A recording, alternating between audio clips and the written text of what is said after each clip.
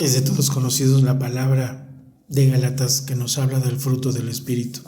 Y poco antes, en Gálatas 5:19, escrito está. Estoy traduciendo ahorita porque estoy leyendo una versión en inglés que se llama NIV, la nueva versión internacional. Entonces, traduciéndola literal dice, los actos de la carne son obviamente... Los actos de la carne son obvios. Los actos de la carne son obvios. Dice, the acts of the flesh are obvious. Sexual immorality, inmoralidad sexual. Impurity, impureza. And debauchery.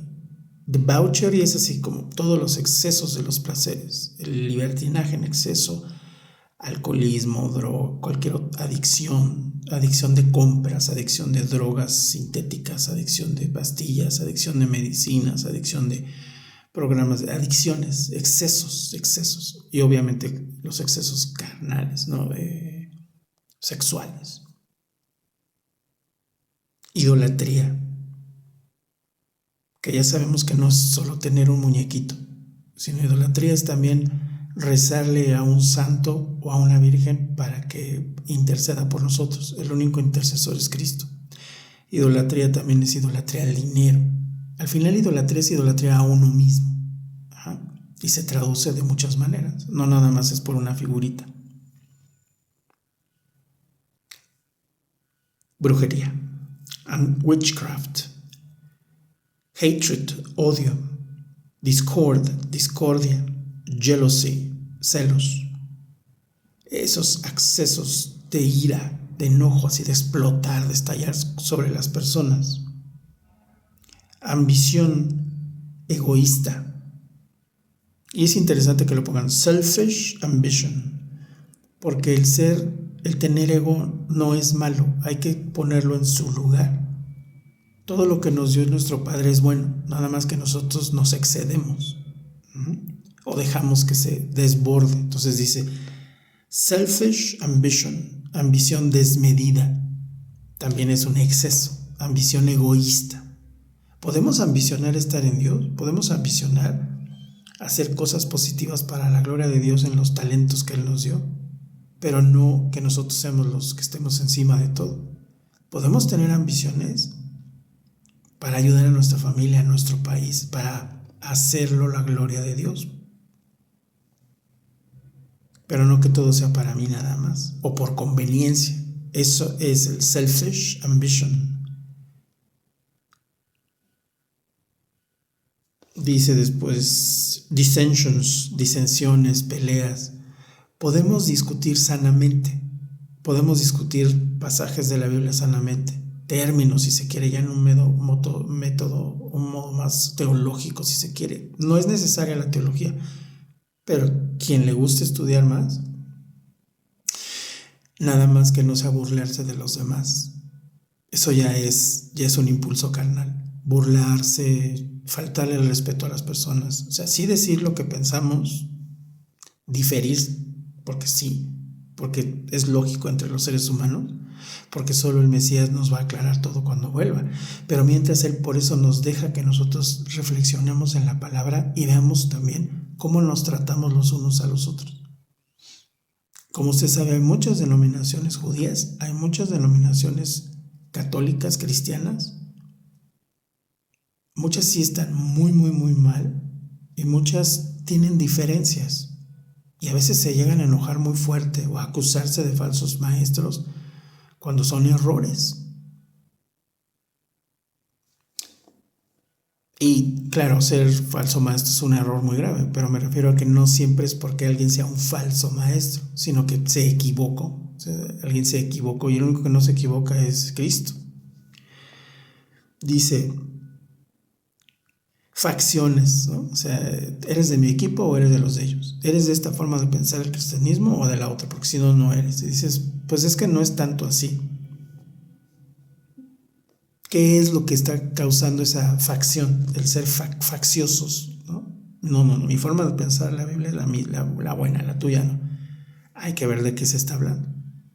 Y a veces puede ser, mira, nosotros no lo interpretamos así, pero tampoco estás tan mal, o sea, bueno, nada más hay que medirnos. El gran problema es que nos vamos a los excesos y eso también no está bien. No creas en el espíritu, no creas en el don de lenguas. No, es que sí hay, pero también no creas en cualquier persona que dice nada más balbucea pues tonterías, o sea, cosas que no es un lenguaje y que ni siquiera es un lenguaje angélico porque nada más oímos que repite las mismas palabras. Entonces, eso no es un lenguaje. Estás diciendo 2 o 3 palabras inventadas que te vinieron, pero eso no es un lenguaje. Entonces, ni a izquierda ni a derecha. Siempre tener un culto razonado. Y dice, también la envidia, la embriaguez, pero embriaguez es, acuérdese, embriaguez, hay gente que se embriaga de engañar a los demás, se embriaga de humillar a los demás. Y obvio la embriaguez del alcohol, de sustancias que alteren nuestra conciencia, fumadas, tomadas, inyectadas, comidas, como quiera. Eso no debemos de alterar nuestra mente, nuestra conciencia, si de por sí ya la tenemos alteradísima. Orgías y todo lo que se le parezca. Yo les advierto, como lo hice antes, dice el Espíritu de Dios, que todos los que viven de esta manera no heredarán el reino de Dios. Y no heredar el reino de Dios es heredar lo peor, vivir nada más. Yo se los comunico cuando hablo con las personas de esta manera. Ponte a reflexionar en el sufrimiento más feo que hayas tenido.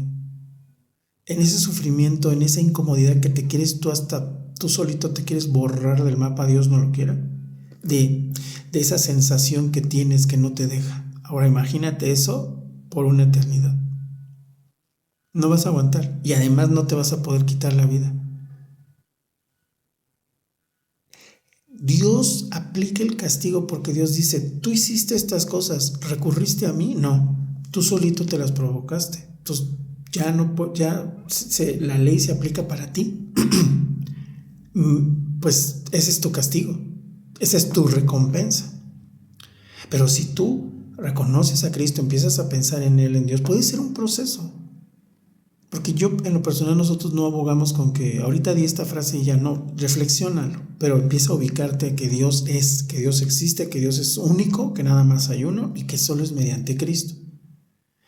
Porque tienes que aceptar que Cristo existió, que es algo ya obvio, pero increíblemente hay personas que no quieren, que dicen que no existió. No, sí existió, sí hizo lo que hizo y es el Hijo de Dios y es el único perfecto, el varón perfecto a quien nosotros debemos de acudir.